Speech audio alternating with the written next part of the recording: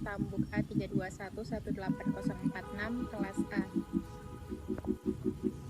Perkenalkan, nama saya Fitra Trifani, Stambuk A3211819 kelas A. Perkenalkan, nama saya Jesse, Stambuk A3211898 kelas A. Perkenalkan, nama saya Safira, Stambuk A3211854 kelas A. Perkenalkan, kami dari kelompok 5 akan menjelaskan submateri tentang multikulturalisme dalam konflik. Berikut adalah penjelasannya. Baiklah, untuk memahami lebih lanjut materi kami, maka saya perlu jelaskan pengertian ataupun definisi dari multikulturalisme dan juga definisi dari konflik. Yang pertama adalah pengertian multikulturalisme.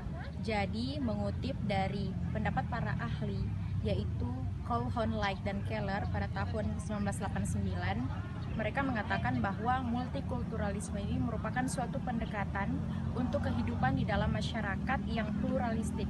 Nah, pluralistik ini berarti jamak ya, ataupun heterogen, yang dimana menuntut kita untuk menemukan cara-cara bagaimana kita berhubungan antar manusia itu tanpa memandang persamaan, tetapi lebih menghargai sebuah perbedaan.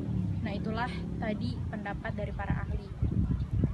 Nah, yang kita tahu bahwa seluruh negara di permukaan bumi ini tidak lepas dari adanya multikulturalisme. Karena kenapa? Kita bisa lihat dari contoh-contoh negara besar, itu seperti Kanada, kemudian Prancis, Australia, bahkan negara kita pun sendiri, Indonesia, itu tidak lepas dari adanya multikulturalisme.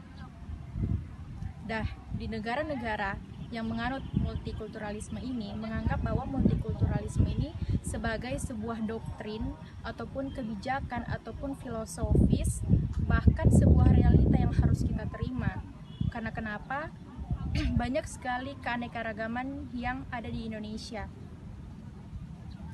Bahkan misalnya berbagai jenis suku, kemudian budaya, agama, tetapi kita masih dalam status yang sama, adalah status sebagai warga negara Indonesia yang tinggal dan bertempat di Indonesia.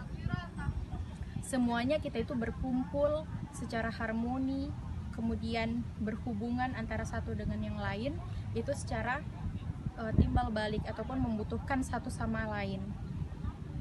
Nah, oleh karena itu, dengan adanya multikulturalisme, kita harus bisa menghargai perbedaan yang ada di negara kita, walaupun dengan latar belakang yang berbeda-beda.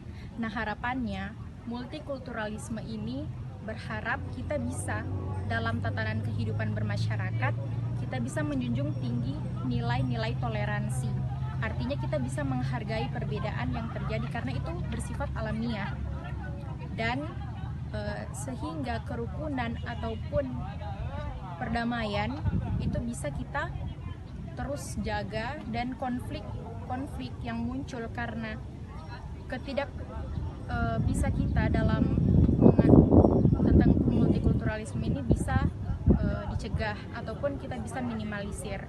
Nah, selanjutnya pengertian konflik. Jadi menurut Mangkunegara tahun 2005 menyatakan bahwa konflik ini merupakan suatu pertentangan yang terjadi antara apa yang kita harapkan yang terjadi pada diri kita, orang lain, organisasi, maupun apa yang diharapkan. Nah, sedangkan menurut Robbins tahun 1996, konflik ini merupakan proses yang bila mana individu ini dipengaruhi oleh individu yang lainnya secara negatif ataupun ingin berusaha mempengaruhi secara negatif. Nah, secara umum konflik ini bisa kita artikan bahwa merupakan suatu ketidaktepatan antara apa yang kita harapkan dengan realitas yang terjadi. Nah, pada kesimpulannya, konflik ini tidak terlepas dari adanya multikulturalisme. Artinya jika kita bisa menyikapi multikulturalisme ini dengan baik, maka konflik itu bisa kita cegah dan kita bisa minimalisir. Tetapi kebalikannya, jika kita tidak bisa menyikapi multikulturalisme dalam kehidupan bermasyarakat, berbangsa, dan bernegara, maka konflik pun akan mudah terjadi. Nah, selanjutnya mengenai teori-teori konflik. Ada beberapa teori-teori utama dalam sebab-sebab konflik. Yang pertama, teori dalam bermasyarakat, di mana teori ini menganggap bahwa konflik disebabkan oleh polaritas yang terus terjadi, ketidakpercayaan dan permusuhan di antara konflik yang berbeda dalam suatu masyarakat. Nah, yang selanjutnya mengenai teori kebutuhan manusia, di mana teori ini menganggap bahwa konflik yang berakar disebabkan oleh kebutuhan dasar manusia, yaitu yang dimana fisik, mental, dan sosial, dan yang tidak terpenuhi atau dihalangi. Selanjutnya, teori yang ketiga yaitu teori negosiasi prinsip, di mana teori ini menganggap bahwa konflik disebabkan oleh posisi-posisi yang tidak selaras dan perbedaan pandangan tentang konflik oleh pihak-pihak yang mengalami konflik. Selanjutnya, teori identitas, di mana teori ini berasumsi bahwa konflik disebabkan oleh identitas yang terancam, yang sering berakar pada hilangnya sesuatu atau penderitaan di masa lalu yang tidak diselesaikan. Nah, selanjutnya teori kesalahpahaman antar budaya. Teori ini sendiri menganggap bahwa konflik disebabkan oleh ketidakcocokan dalam cara-cara komunikasi di antar berbagai budaya yang berbeda. Menambah pengetahuan kepada pihak yang berkonflik mengenai budaya pihak lain, mengurangi stereotip negatif yang mereka miliki tentang pihak lain. Selanjutnya, meningkatkan keefektifan komunikasi antar budaya. Nah, selanjutnya mengenai teori yang terakhir, yaitu teori transformasi konflik.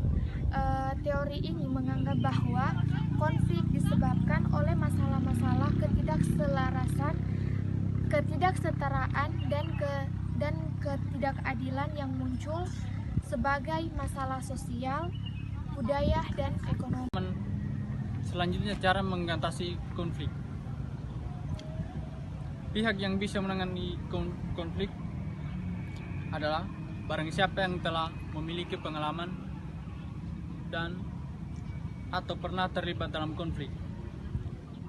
Hal yang perlu penting dilakukan dalam mengatasi konflik adalah mencapai tentang apa yang menjadi sumber nyata dari ancaman yang kita persepsikan sebagai konflik, dengan memahami pemikiran semua pihak-pihak yang terlibat dalam konflik dan memberikan tanggapan terhadap perasaan yang timbul sebagai dampak-dampak dicari peristiwa konflik. Atas dasar itu, semua pihak akan memperoleh pandangan yang lebih baik bagi penyelesaian terhadap masalah potensial konflik. Baiklah, saya akan menjelaskan atau menyimpulkan submateri multikultural dalam konflik. Konflik dalam suatu masyarakat memang tidak bisa dihindari, karena konflik tersebut merupakan akibat dari perbedaan perspektif dan tujuan dalam suatu masyarakat. Dalam masyarakat multikultural, sebaiknya perbedaan itu menjadi salah satu untuk memperkuat tali silaturahmi di dalam suatu masyarakat. Sehingga apabila terjadi suatu konflik, maka secepatnya mencari akar permasalahan dan pelaku konflik dan harus diselesaikan secara cepat. Salah satu instrumen yang digunakan untuk menyelesaikan suatu konflik yaitu melalui pendidikan multikultural. Sehingga dalam pendidikan multikultural ini dapat menyelesaikan perbedaan sosial ataupun kultur dalam suatu konflik yang berada di dalam masyarakat. Sehingga pendidikan multikultural harus segera diterapkan dan harus mempersiapkan diri siswa untuk mempelajari pendidikan multikultural agar dapat menyelesaikan suatu konflik melalui multikultural atau pendidikan multikultural. Baiklah, itulah penjelasan kami tentang materi multikulturalisme dalam konflik. Semoga bermanfaat. Assalamualaikum warahmatullahi wabarakatuh.